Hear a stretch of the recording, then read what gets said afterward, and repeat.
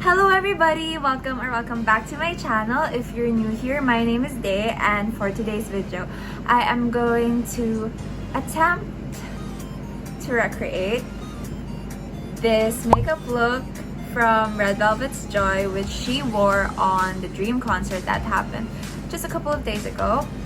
And this type of content has been highly requested by my followers. I made a poll on Instagram back then asking you guys what type of video do you want to see on my channel next. And aside from the NCT Dream related contents, plenty of people have requested to see me do my makeup and upload a tutorial of some kind on my channel. And I have been stalling for quite some time, but then now I am finally getting around to doing it. If you're one of the people that have been patiently waiting for me to upload again, thank you so much. I hope that you guys support the other things I post in the future. And without further ado, let us begin this tutorial. So the first thing that I do after prepping my skin, I mean like moisturizing it and then adding my serum, stuff like that, I add a tone-up cream. This is to even out the color on my face because there are some areas that are a bit darker. Like I have some discoloration right here, and I also have pimple marks. My skin isn't perfect, and that's okay. That's completely normal. So to solve that, I use this Colorgram Rosy Tone-Up Cream. I will be linking these products down below, by the way, so you don't have to worry about looking for them. This tone-up cream comes with a little spatula, and mine is broken. I don't know what happened. Nasira siya. But I learned this technique from Korean beauty vloggers, the importance of adding tone-up cream to the face. The tone-up cream evens out the dullness, the blemishes, the dark areas, basically the imperfections sa skin mo. It helps create a much cleaner base. And I know it looks crazy right now na parang, oh my god, ang puti. But don't worry, we're gonna even that out and fix it in a little while. I just finished applying my tone-up cream and you can definitely notice a difference, right? My skin looks brighter, parang mas fresh, nag-glow na siya even without foundation yet. So, it's not really necessary to have a product like that. Pero ako kasi, for me, it's an important or a vital step sa makeup routine ko. Just because I feel like it adds the extra glow that I need before adding my base products like foundation, concealer, and the like. I apply lip balm as well for doing my makeup talaga. And I just use this Vaseline Rosy Lips Lip Therapy. Then we move on to foundation. I use the Clio Kill Cover foundation in the shade 2.5 Ivory, and I just take this little cushion sponge, is that what it's called?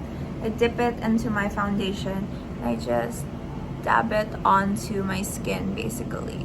For the sides of my nose, this is how I apply it. I like I know it looks weird, pero ganyan ko siya nilalagay because the makeup on the sides of your nose tend to crease easily, kaya parang ganyan ko siya nilalagay. I learned that technique from a YouTube Korean makeup vlogger. So, I have to thank her for that. Oh my god, my foundation looks crazy. So, I'll be back after I blend the other side or do the other side. Okay, so now that we are done with doing my foundation, I'm moving on to the concealing part. And I use this Pro Fusion concealer palette. It's very dirty and a little old. I've had this for quite some time, but yeah, I know how they say na if it's luma na na makeup, you should throw it out, but it doesn't break me out yet and it still does the job, so I'm not gonna throw it out. So basically, I take this and this color and mix it a little bit on my brush. I apply it on my really dark under eyes with some sort of color corrector. So I mix those two colors up and nilalagay ko siya sa eye bags ko just to, you know, cancel out the grayness. I think that's the purpose of color correcting. If tama yung pagkakaalala ko sa mga napanood ko sa TikTok. And then, I'm going to be using a sponge to blend that out. And I have this water inside my old aloe vera spray bottle. And I just spritz my sponge with some water. I use a damp beauty blender to blend out my concealer. And I just tap, tap, tap, dab it in there. It's gonna appear like kind of pinkish, but it's not that noticeable on camera. But in real life, it looks quite pink. But you shouldn't worry about it because we're still gonna overlap this layer later on with actual skin-colored concealer. Alright, I think that's good. Now we're going to take my concealer, and this is my favorite. It's super affordable and it does the job so well. This is the Same's Cover Perfection Tip Concealer, and it's in the shade 01. I take this and I apply it right here on this spot and here. Also, I check if I have like some pimple marks or blemishes that I want to cover up. Right now, I'm not really breaking out, so I don't have much to conceal aside from my really dark eye bags. So, using the same damp beauty blender, I just go ahead and blend it. Alright, so we're done with concealing. And as you can see, talagang naging fresh na, hindi na ako mukhang zombie. Kasi nung simula ng video na to, sobrang lala nung eye bags ko. My God, that's what you get for sleeping late. Huwag kayo tumulad sa akin. So, once that's done, I usually move on to setting my face with powder. And this is my favorite powder ever. It's the SheGlam Insta Ready Face and Under Eye Setting Powder Duo. You could get it from Shein, but the problem is, nag-pull out na ng makeup products ang Shein from the Philippines. Like, I tried searching for makeup dun sa app, but there's none anymore. And apparently, hindi na daw sila nagki-cater ng makeup sa Philippines. I don't know why. So, hindi ko alam kung saan mo na to pwedeng mabili. So, I use this brush. I don't know what it's called. Binigay lang siya sa akin ng tita ko. And I just do that to my powder, tap off the excess, and set my under eyes and the sides of my nose. Basically, the areas of my face where I feel na magkakaroon ng oil later on kasi I have slightly oily skin. I set it with this powder. So, ayan. Sa forehead din, kasi I have bangs. Nalagay ka lang siya. Like that. I think okay na. And after, I set my base with this Eyeshadow Matte Finish Makeup Setting Spray.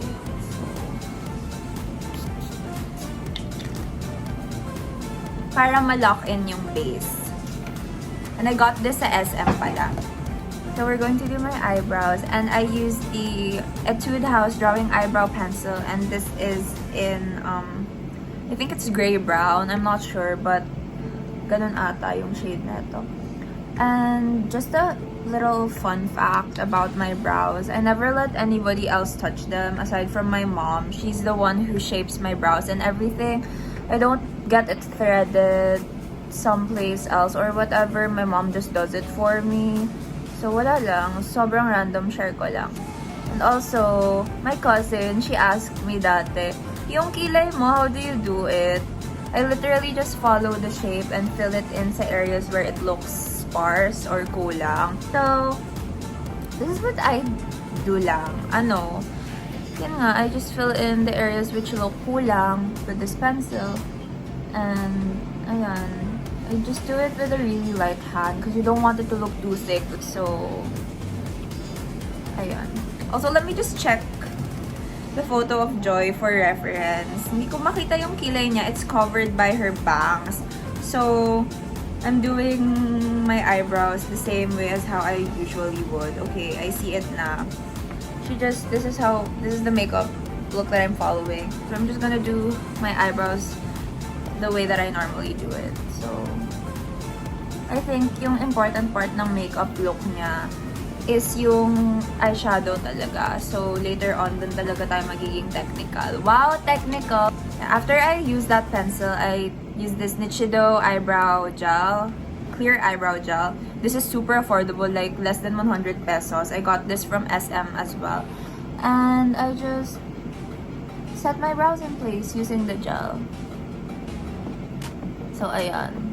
Naganyan ko lang siya. Okay, so now we're going into the really important part of this tutorial, and it's the eyeshadow. I'm going to take this eyeshadow brush, and this is my Go-Go Tails eyeshadow palette. It's called Green Scene. I think you could get this from Shopee, pero I got it as a gift from my tita. So I'm going to be using this color on my lids as the base, and then using a eyeshadow blending brush, I believe that's what it's called. Just blend that sa eyelids mo. Yan. We're gonna do the same for the other eye.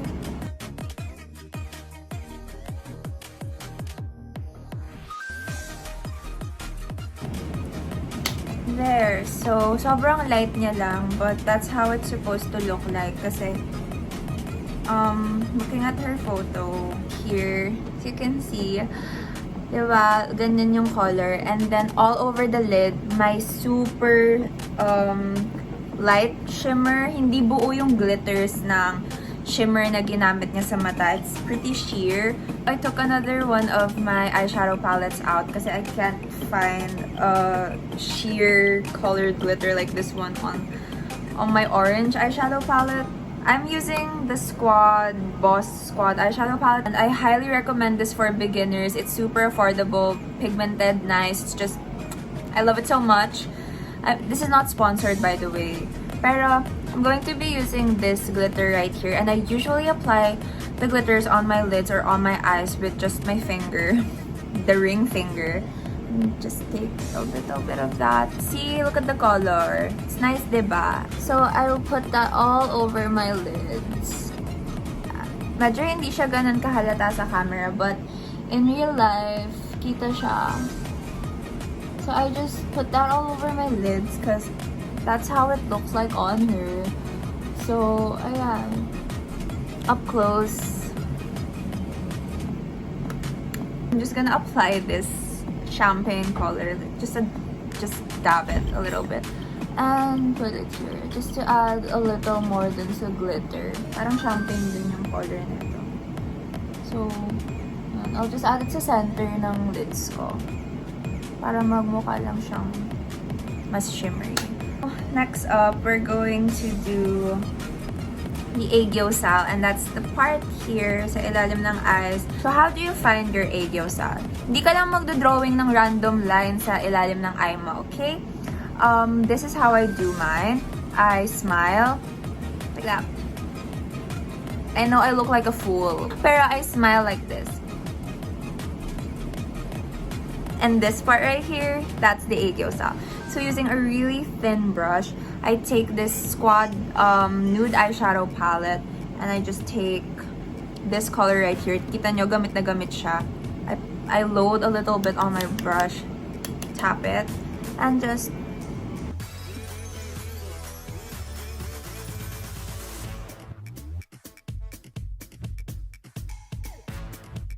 so, ayan.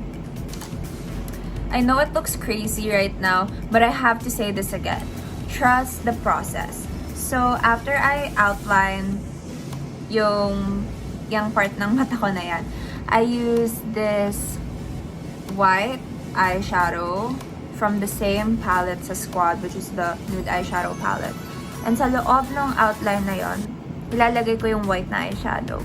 And then, using this blending brush for the eyeshadow again, we're gonna make it look more natural and blend it out. Because it looks harsh right now.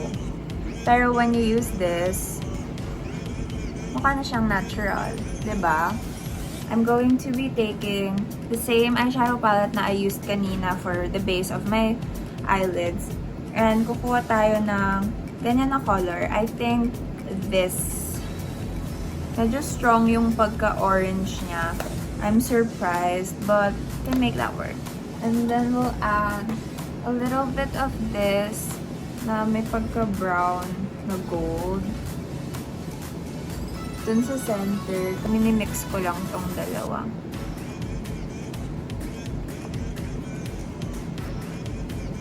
Medyo nakuha naman. It's time for eyeliner. And guys, I'm just gonna voice over that part because I really cannot talk while doing my eyeliner. I used the Judy Doll Creamy Gel Eyeliner to tightline my eyes, and I'm sorry I had to cover this part with a sticker because I looked really scary, but you get the memo. After using the Folk Allure Gel Liner, I've basically just follow my eye shape and create a little downward wing because that's what I'm seeing on Joy's photo. She has like a small wing, and then I smudge out that wing that I made with my pencil liner using a thin brush, and I do the same for the other eye as well, which I'm going to be doing right here. See, I'm just smudging it, extending the wing, and then using a liquid liner, which is Peripera's T-Tum liquid liner in dark brown. I traced that wing that I smudged, and I'm done. Now that we are done with the eyeliner part, we are now going to be doing my lashes, and here is another trick that I learned from YouTube University. That is to use a lighter on your eyelash curler and you heat it up, and make sure to test it at the back of your hand first before you curl your lashes. I also learned this trick on YouTube, but when I curl my lashes, I pull it this way, and then I pull it this way, and then pataas lahat. So I also curl my bottom lashes. Once we've done that, I'm going to be taking my mascara and applying it to my lashes. I use the Shein Shiglam mascara. Again, just like my powder kanina, it's no longer in store dun sa app. I use the side that's volumizing first. It has this one. Tapos, pag ganyan ko siya nilalagay. And then, using some tweezers, I pinch my lashes together. So now that we're done with that, we are going to do my false eyelashes. Para kasi siyang naka-false eyelashes dito. So, maglalagay din tayo. Okay, so I'm going to be using this one because it kind of looks like the one she uses. And then this is my eyelash glue. It's the Paul Lash one. It's so worth it, by the way. It's really nice. And we're gonna wait for it to be tacky before putting it sa mata ko. Okay, so naayos ko na yung lashes. And with that, I'm going to be contouring my nose. And ito lang talaga ginagawa ko for contour. I take this color right here. Can you see it? This one. And I use this brush din, yung pang eyeshadow ko. And ganyan ko lang siya sa side ng nose ko.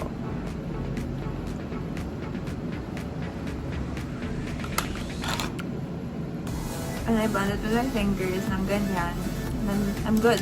Tapos, now we're going to the final part, which is her blush. Parang medyo pinkish coral yung blush niya. I don't think I have that, so I'm just gonna go with my usual blush na ginagamit ko. It's my favorite thing in the entire world. It's the Peripera Pure Blush Sunshine Cheek in the shade Milk Tea Coral. And I'm just gonna take this brush and apply it on the apples of my cheeks, just like how hers is applied. So So, ayan, now that we're done with that, we're gonna do the lips, which is pretty much the final part of this makeup look. So, I think she used a pink color for her lips. I'm just gonna use this peripera ink velvet. Walang nakalagay na shade sa ilalim, so I don't know what it is. Pero, ito siya. And I'm just wiping off the lip balm from my lips.